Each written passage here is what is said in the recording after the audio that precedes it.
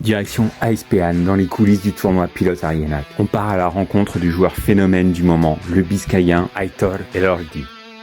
Bueno, azkenien aukera polit bada, ona torna zen lehenengo gunetik izan, oso eskerra honeko sentiduna zela, jende dana laguntzeko, eta bueno, izan niretzako bizipen berri bada, esperientzia berri bat, eta ilusio ondizakin nagoela.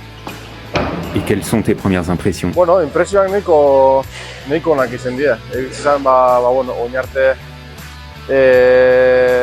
tekniko bakarrik entrena dugotela, gaur izango da bikotekako lehenengo entrenamentua, eta benetan gaur ikusiko dut, aber ze mailatan hauen, beste aurkari batzun kontra jokatzerako orduen, eta errondo guten den.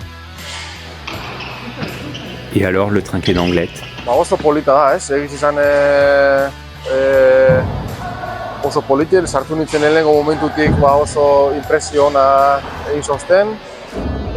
Publikoarentzako esango neuke ondo pentsaute dauen frontoi badala.